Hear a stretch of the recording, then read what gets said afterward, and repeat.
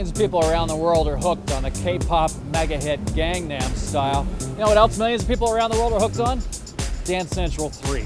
What happens when you take one, pop it in the other? That's what we're going to find out here at Harmonix. They're taking the essence of this song and sharing it with Dance Central 3 fans. And we're going to find out how they do it and what's so special about Gangnam Style that makes it their next DLC hit. I remember it was the end of August and I was having a really bad day, and a friend of mine sent me this random video to Gangnam Style, and then it like exploded.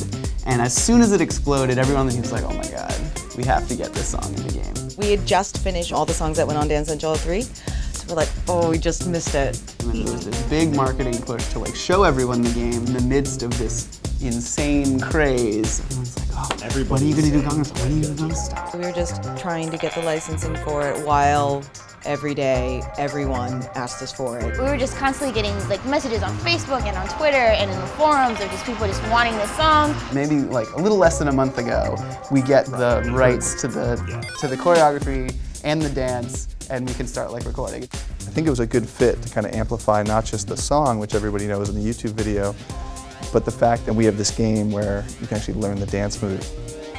This is the motion capture studio for Harmonix. We have 24 cameras all around the perimeter of the room. The visual data is fed back to the server. We're recording the configuration of where their limbs are in 3D space.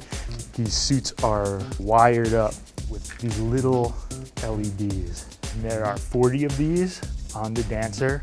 One of the biggest problems we have while we're shooting is like lights will fly off as they're like sweeping their arms or something. The second step of the process is actually taking this data and mapping it onto a character. Literally 5 minutes after we're done downstairs, we come right upstairs and start putting it in the motion builder and start animating. We have a skeleton for each choreographer that we can retarget and put this data on. And then it's just as simple of just snapping those markers to our character, and they start doing their thing. You can see like markers start to kind of fly off when they're doing crazy moves. So that's all stuff we have to clean up somehow. Gangnam Style tests the limits on the down on all fours move. When he's down here and his ankle's like completely broken, right? That's because that marker on his foot was being occluded and it was just got kind of lost in space. It was tough to clean up, but hopefully people do it. Otherwise, what am I doing here? When we record one of our choreographers doing a dance in a motion capture studio, it produces a really accurate, really precise version of the dance.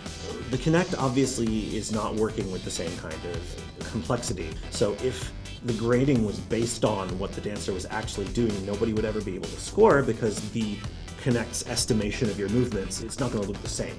So what happens is that the filter testing team, which is a bunch of dancers, both professional and non, learns the dance as well as possible, and then we make a bunch of recordings, send them over to the filter authors, who then integrate them into the scoring system.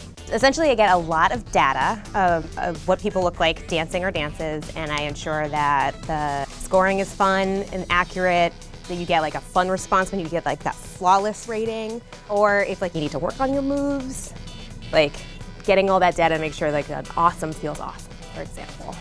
Awesome is not as good as flawless. Awesome is like you did that move, but it's not exactly it's not the full move. A Kinect will get confused. So our filter system has to account for the various ways in which your skeleton is likely to break for any given move. That is something that the authors have honed to a science. Actually, there's a dance move that I named. It's the Wednesday night. Wednesday? Because it's hump day, yo.